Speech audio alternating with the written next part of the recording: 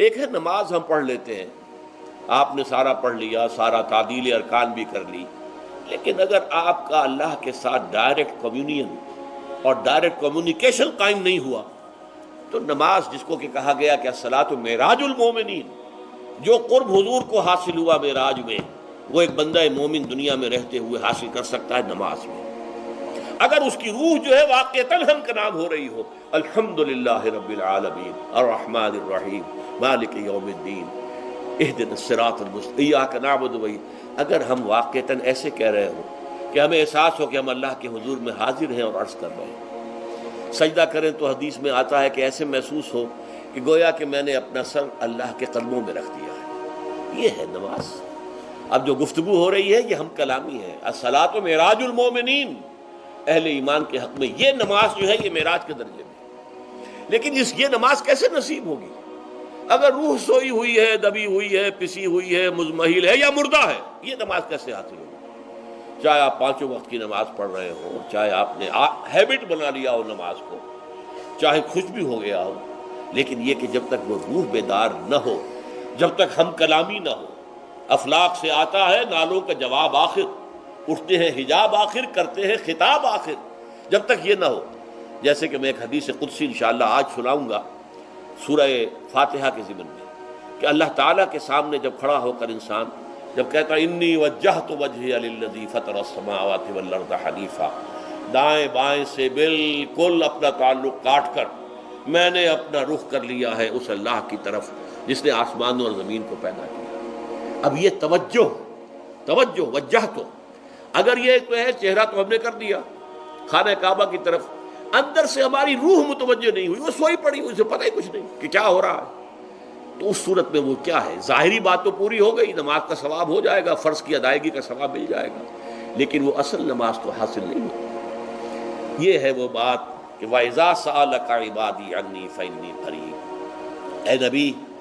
جب میرے بندوں کی روحیں بیدار ہو جائیں، توانا ہو جائیں، حیات تازہ سے وہ ہم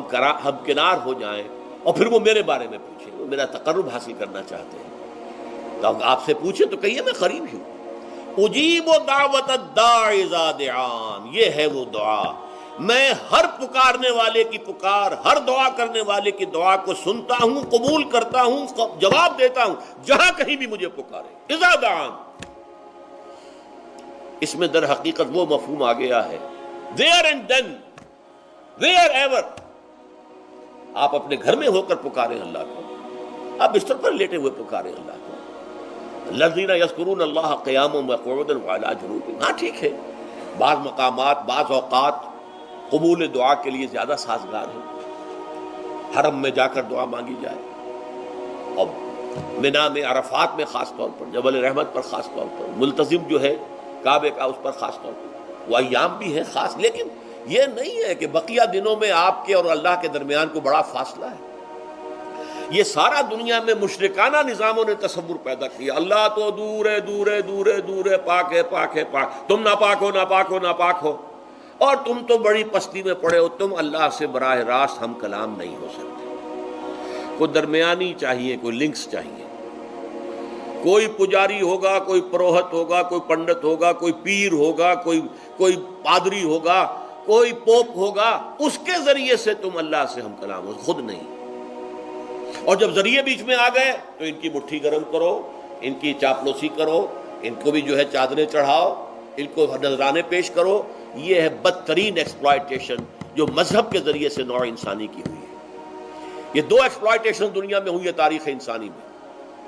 ایک بادشاہوں کی طرف سے خراج دو ہمیں، محنت تم کرو گے کھیت میں، آدھا حصہ ہمارے پاس آئے گا، ہم عیش کریں گے، ہم سٹینڈنگ آرمیز رکھیں گے تاکہ ذرا تم بغاوت کرو تو تمہارا سر کچل دیا جائے۔ یہ ایکسپلائٹیشن بدترین، مانگنے والا گدھا ہے، صدقہ مانگے یا خراج۔ دوسری طرف ہم بادشاہ ہیں، ہم چندر بنسی سورج بنسی خاندان ہیں، ہم راجپوت ہیں، حکومت کرنا ہمارا حق ہے، اور یہ پنڈت پروہت جو ہے وہ بھی کہیں گے کہ ٹھیک ہے نصف لی و نصف لک وہذا قوم جاہلون، یہ عوام جو ہے ان کا خون چوسو،